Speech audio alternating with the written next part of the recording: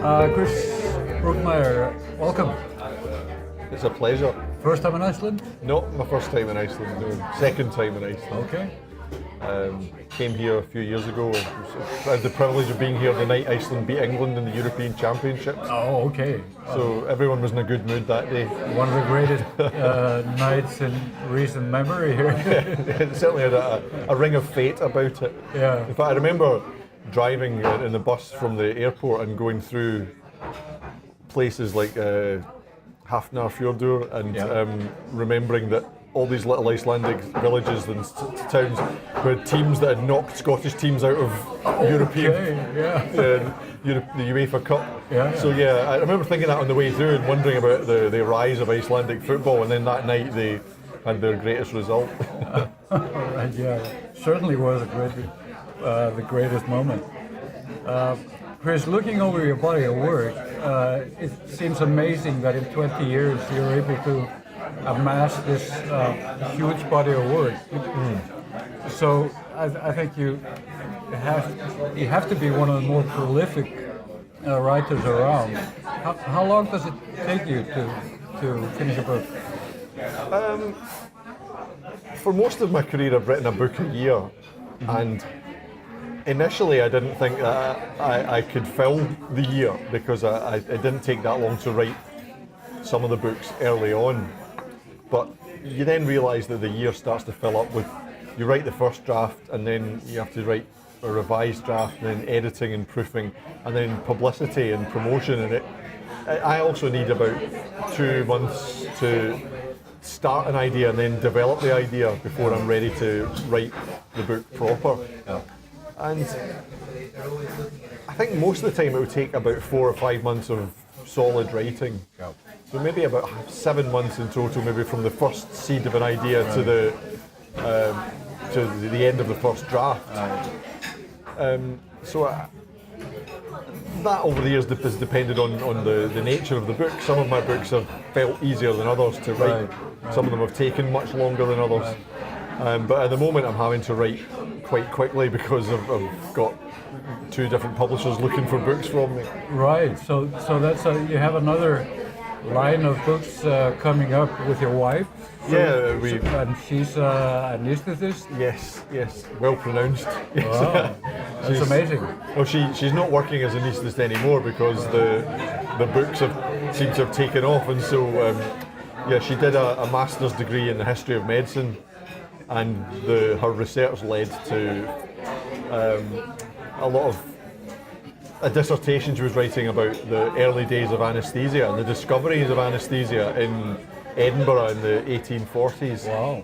And we had the idea to write a novel. We didn't think it would be a crime novel. And then the more we wrote and developed the idea, we thought this should be a crime novel. There was so much crime around at the time. It's an amazing premise. It's a historical crime novel with a lot of medicine. Yeah. Well, it was a really exciting time in Edinburgh. It was a time of great innovation. Edinburgh in the early 19th century led the world in historical innovation. Partly because Edinburgh University, you didn't have to be a member of the church to be admitted. I think in Oxford and Cambridge, where medicine was taught, you had to be a part of the Church of England. Right. And in Edinburgh, it was wider open, and so consequently, more people went there and the pool of talent was wider. So it was a very vibrant scene. Yes. There was a lot of competition, and people knew they could make their name by discovering something or developing something. Right. So there was great competition, there was great innovation, but also lots of con artists, charlatans, people thinking I can make a name, I can make money selling something that's not really a cure. So it was an exciting time, and there was a time for dishonesty as well as for great endeavour. So it seemed like a good time to write about crime fiction.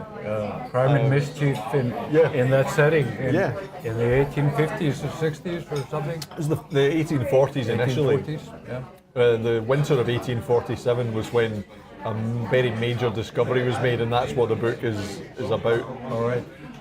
So you do you have many novels or titles set up in this series? We've been commissioned to write 2 more initially, but one of the central figures, a real historical figure we've written about, is Dr. James Young Simpson, and his career spanned another 20 years after the events of the first book, and there's so many developments in medicine that we want to write about whilst showing how that affected society, and therefore the way to show how it affected society is often to write about the crime of that time. Yeah. So we have books 2 and 3 mapped out, but we hope to write 7 maybe, and we want to follow the progress of women being allowed in to study medicine. Right. And that doesn't happen until, I think, 20, 30 years after the events of our first novel, so we've got a lot we could write about. Right. So I just, well, no question. Women were a part of the scene there, but they just couldn't get close to the hot seats. Yeah, they weren't allowed to study at the university. They weren't allowed to study medicine until I can't remember exactly when, but they were the women who managed to get in. There was 7 of them. They were known as the Edinburgh Seven, and they had to fight all kinds of battles to be allowed to study medicine. Wow, that's the story right there. Yeah, well, that's what we're moving towards. That'll be a story for maybe book 7. I don't know. Yeah. Wow, fascinating. How does the work go on with the 2 of you working on it? Do you have separate chores on the project? We meet in the kitchen, we discuss where we're going to take the story, and we discuss the ideas. And now we're able to divide the writing more. With the first book, because my wife hadn't written before, she needed a bit more direction, and she would write scenes and chapters, and then I would revise them. But the more she wrote, the more confident she got.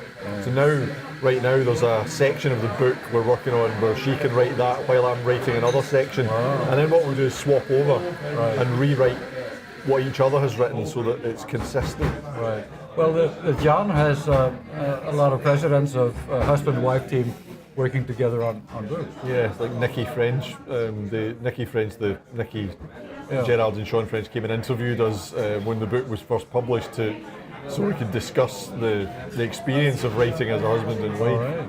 Yeah. But it's good for me because it means that when I go back to my solo books, there's a certain freedom of not having to get my wife's agreement on things. You can kill anybody. Yeah, well, she always insists that everything's historically accurate. Right. And if I'm writing, the book I've just written is about a family on holiday, and I can make up anything I like, and it's contemporary. Also, it's set in 2018, so I don't need to worry about whether I've got the details correct. Yeah.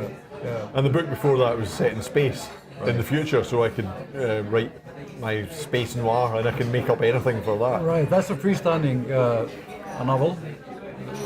Yeah. I call it space noir. It's the darkest kind of noir is out in space. But the other, you have some mainstays like Jack Parliament. Yes. And they'll keep on turning up. Yeah, I can't quite seem to get rid of certain characters.